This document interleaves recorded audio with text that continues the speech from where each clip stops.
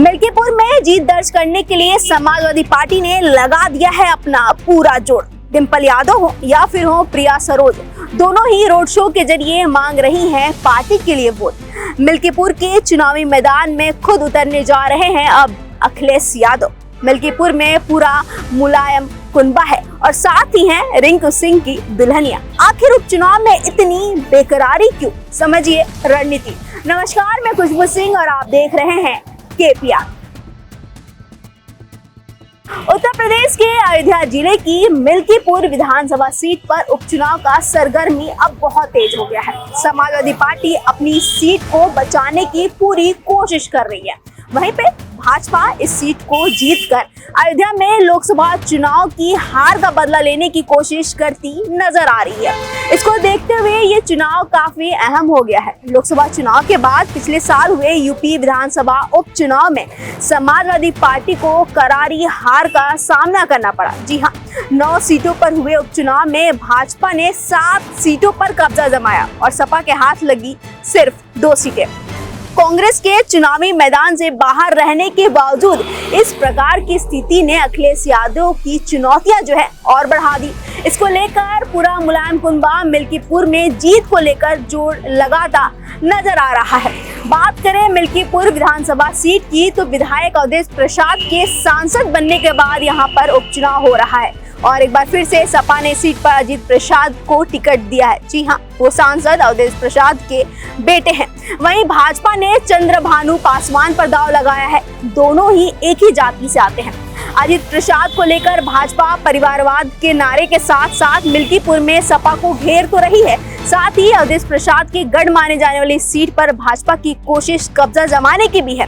Party seat को जीतकर फैजाबाद अयोध्या लोकसभा चुनाव में सपा की जीत को तुक्का बताने की कोशिश कर रही है। वहीं पे अखिलेश यादव दलित वोटरों को साधने और पिछड़ा दलित अल्पसंख्यक यानी PDA पॉलिटिक्स को एक बार फिर प्रभावी बनाने के लिए प्रिया सरोज के चेहरे पर खास भरोसा जता रहे हैं। वहीं सपा अध्यक्ष अखिलेश यादव सिर्फ यही नहीं, प्रचार अभियान के समापन के दिन यानी 3 फरवरी को जनसभा भी करेंगे। इसके साथ साथ रोड शो कर अजीत प्रसाद के लिए वोट मांगते नजर आएंगे।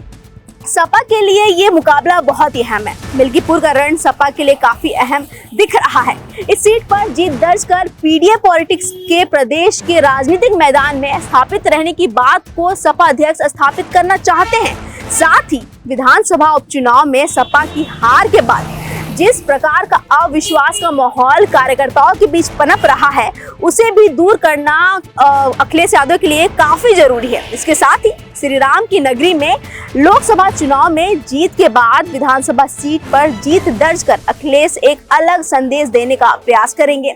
तो चलिए कुछ अलग पॉइंट्स पे भी नजर डालते हैं और समझते हैं कि सपा भाजपा के लिए जो चुनाव है ये महत्व क्यों है। आइए थोड़ा सा नजर डालते इस पे। बीजेपी को संदेश देना है। जी हाँ, लोकसभा चुनाव 2024 सपा के अवधेश प्रसाद ने फैजाबाद और अयोध्या लोकसभा सीट पर जीत दर्ज की। बीजेपी लगातार इस जीत को तुक्का बता रही है। मिल्कीपुर सीट जीत कर ये साबित करना चाहती है कि अयोध्या में सपा की जीत सिर्फ एक संयोग थी। सपा इस चुनाव में जीत दर्ज कर दिखाना चाहती है कि लोकसभा चुनाव में पार्टी की जीत महज संयोग नहीं थी।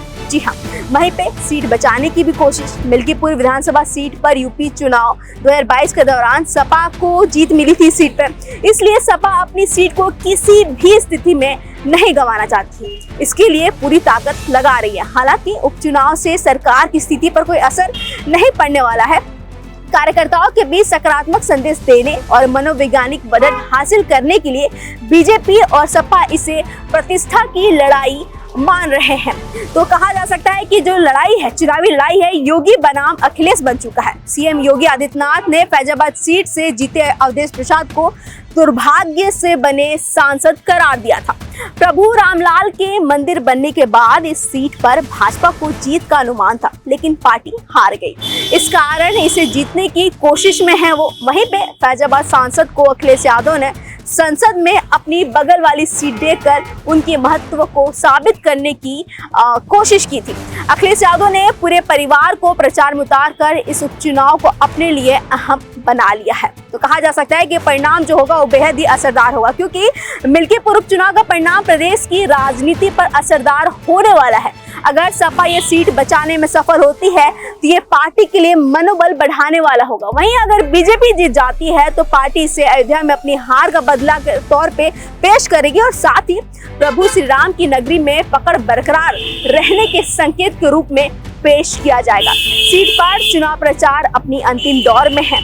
दोनों पार्टियां अपनी पूरी ताकत झोंक रही हैं। अंतिम दिन यानी 3 फरवरी को अखिलेश यादव खुद रोड शो करेंगे। इस सीट का परिणाम यह तय करेगा कि अयोध्या में बीजेपी का दबदबा कायम रहता है या फिर सपा अपनी पकड़ मजबूत कर पाती है। फिलहाल इस रिपोर्ट में इतना ही। ऐसे और भी अपडेट्स मिलते रहेंगे, तो बने रहिए हमारे साथ और देखते रहिए KPR।